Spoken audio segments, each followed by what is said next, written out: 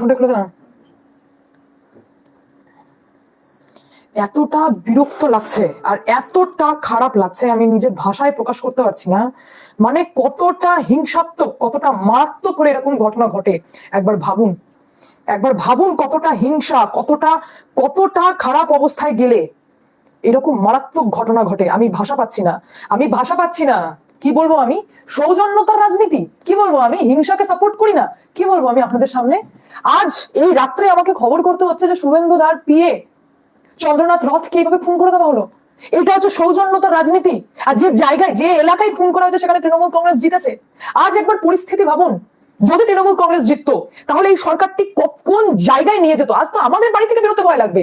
আজ যে বদল হয়েছে, 207টা সিট নিয়ে যে বিজেপি এসেছে সরকারে, এটা দেখে থাকার পরেও মানে ভাবুন একবার, 207টা সিট নিয়ে বিজেপি সরকারে এসেছে, যেখানে মুখ্যমন্ত্রী হবার দৌড়ে শুভেন্দু অধিকারী এগিয়ে, তার পিএ কে হত্যা করা মানে হচ্ছে বাংলায় এখনো পর্যন্ত কেউ সেফ নেই, কেউ সেফ নেই। যারা প্রতিবাদ করেছেন, আমরা প্রথম দিন থেকে, যেদিন থেকে সরকার পরিবর্তন হয়েছে, যেদিন থেকে এই ইলেকশনের ফলাফল বেরিয়েছে, আমরা সেই দিন থেকে একটাই কথা বলছি যে আমরা বদলার রাজনীতি চাই না। আরে বদলার রাজনীতি বিজেপি চাইলে, এত কর্মী বিজেপির খুন করা হয়েছে তারপরেও রিজু দত্তের মতো তৃণমূল কংগ্রেসের নেতা এসে বলছেন যে আমাকে একটা আবির পর্যন্ত লাগায়নি, গাড়ি আমাকে ছেড়ে দিয়েছে। বিজেপির কর্মী থেকে শেখা উচিত। আজকে এই সৌজন্যতার রাজনীতি বিজেপি দেখালো 207টা সিট পাওয়ার পর, আর তার রেজাল্টে তৃণমূল কংগ্রেস আজকে ফেরোসাস। কতটা ফেরোসাস হলে একবার ভাবুন। 207 সিট নিয়ে বিজেপি এসেছে, শুভেন্দু অধিকারী মুখ্যমন্ত্রীর দৌড়ে, অথচ তার পিএ কে হত্যা করা হলো। মানে কতটা ফেরোসাস কন্ডিশনে তৃণমূল কংগ্রেস রয়েছে।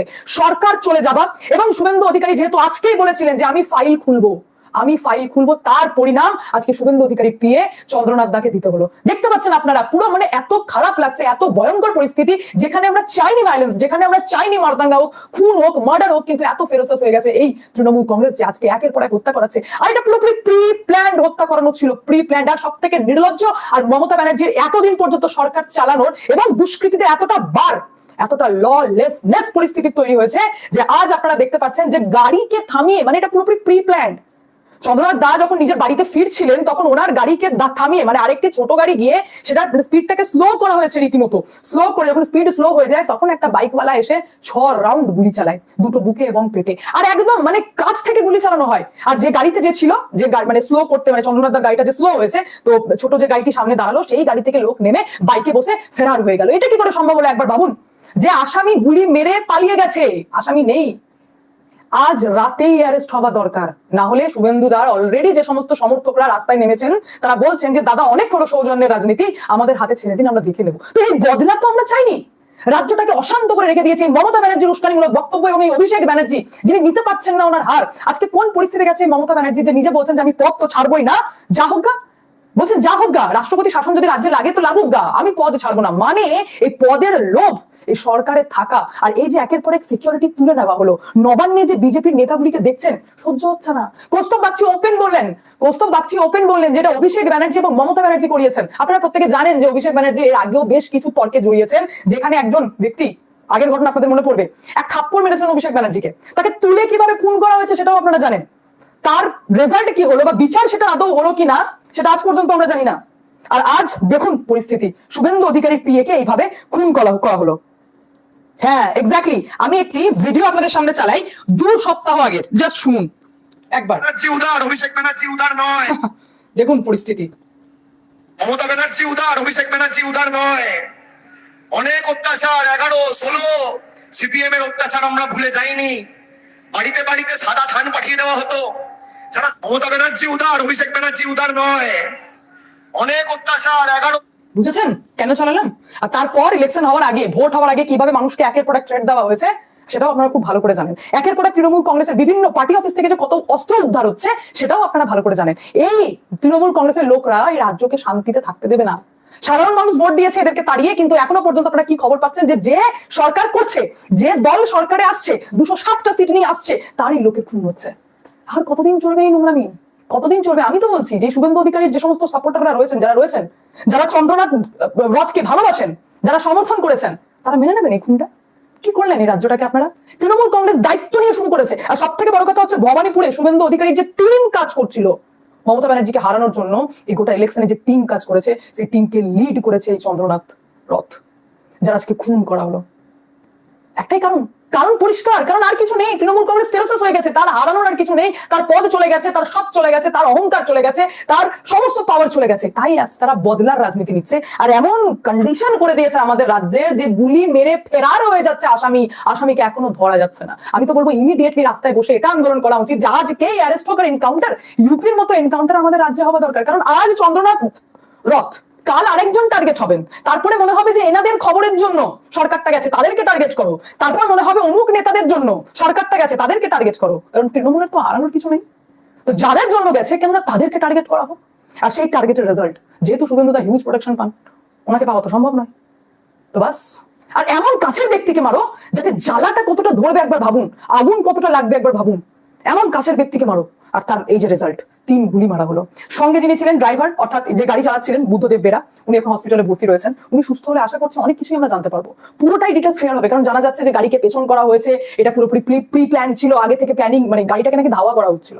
শোনা যাচ্ছে যে গাড়িটাকে ধাওয়া করা হচ্ছিল, তারপর যখন একটি ছোট গাড়ি আসে সামনে থেকে, আর চন্দ্রনাথ রথের গাড়িটাকে থামানো হয়, সামনে স্পিড খুব স্বাভাবিক, কোনো গাড়ি যদি সামনে চলে আসে তো এই গাড়িকে তো স্পিড কমাতেই হবে। স্পিড যেই কমে, বাইকওয়ালা আসে, সঙ্গে সঙ্গে মানে একদম সেই র্যান্ডম গুলি চালানো হয়। আর পুরো এক্সপিরিয়েন্সড, মানে বুকে যেখানে গুলি লাগে পুরো হার্ট ফুটো হয়েছে, মানে যিনি গুলি মেরেছেন কতটা টার্গেট করে মেরেছেন একবার ভাবুন, আর কতটা একদম দিগ্গজ আসামি একবার ভাবুন, একদম এক্সপিরিয়েন্সড, টার্গেট করে মারা হয়েছে। 2টো গুলি লেগেছে হার্টে, হার্ট ফুটো হয়ে গেছে, সেই কারণেই মারা গেছেন, এবং পেটে। আর যিনি ড্রাইভার ছিলেন ওনারও গুলি লেগেছে, উনি হসপিটালে ভর্তি হয়েছেন, আমরা জানতে পারবো। কিন্তু অল ওভার কি দেখছি, এটা রাজ্যটাকে অশান্ত করে দেওয়া হলো। শান্তিতে তো ছিলাম, বিজেপির লোক তো অশান্তি করেনি। যেখানে বিজেপির 2-4টে লোক, তৃণমূল, এমনটা জানা যাচ্ছে যে তৃণমূল কংগ্রেসের লোক, যে বিজেপির গেরুয়া রঙের আবির খেলে যদি পার্টি অফিস ভেঙে থাকে তৃণমূল কংগ্রেসের, বা বিজেপির লোক যদি হয়ে থাকে, তাতেও বিজেপিরই এমএলএরা এসে বাঁচাচ্ছেন, বলছেন আমরা ভায়োলেন্স নেবো না। তো কি হলো ভাই, ভায়োলেন্স নেবেন না, মারদাঙ্গা নেবেন না। 2021-এও সেম মার্ডার হয়েছে, বিজেপির এতগুলো কর্মী মারা গেছে, আজকে শুভেন্দুদার পিএ কে প্রাণ দিতে হলো। রেজাল্ট, ভবানীপুর শুভেন্দু অধিকারী জিতেছেন, যে টিম গঠন করা হয়েছিল, যিনি লিড করছিলেন টিমটি, শুভেন্দু অধিকারী পিএ, তিনি যেহেতু শুভেন্দু অধিকারীকে জিতিয়েছেন, তার রেজাল্ট এই প্রাণ দিয়ে দিতে হলো। এটাই তো কনক্লুশন। কোথায় আছে সুরক্ষা এই রাজ্যে? কার কাছ থেকে সুরক্ষা পাবো? যে সরকার 207টা সিট নিয়ে এসছে, তার যে, আমি অবাক যে ব্যক্তি মুখ্যমন্ত্রী আবার দৌড়ে রয়েছেন, তার থেকে খুন। তার মানে কত ফেরোসেস এই তৃণমূল কংগ্রেস হয়ে রয়েছে একবার ভাবুন, কতটা ফেরোসেস হয়ে রয়েছে। শুধু এখন দেখার বিষয় হচ্ছে যে এবার অ্যাকশন নিতে হবে। শ্রমিক ভট্টাচার্য ভাবছেন যে হালকা ভাবে ভাই ভায়োলেন্স করবো না, 2-4 জন এমএলএ যারা সামনে আছেন ভায়োলেন্স করবো না, ভায়োলেন্স করবো না, এ তো ইন্টেনশনালি শুরু করে দেওয়া হলো ভায়োলেন্স। কে সহ্য করবে এগুলো? আমারও চোখ রয়েছে খবরের দিকে, আমিও দেখবো যে শেষ পরিণতি কি হয়। কিন্তু যা আমাদের রাজ্যে ঘটছে, এটা ভবিষ্যতের জন্য ঠিক না। এটা পুরো দাঙ্গা লাগিয়ে রাখা, সরকারটাকে মানে জেনে বুঝে একটা ব্যতিব্যস্ত সিচুয়েশনে তৈরি করা, মানে মানুষজন বিরক্ত হয়ে থাকেন, কারণ সাধারণ মানুষেরও বিরক্ত লাগবে। আর এই খুন খারাপ, যেগুলো আমরা চাইনি, যেগুলো সাধারণ মানুষ চায় না, আমরা সৌজন্যের রাজনীতি চাই, সেই জায়গায় এই হচ্ছে তার রেজাল্ট।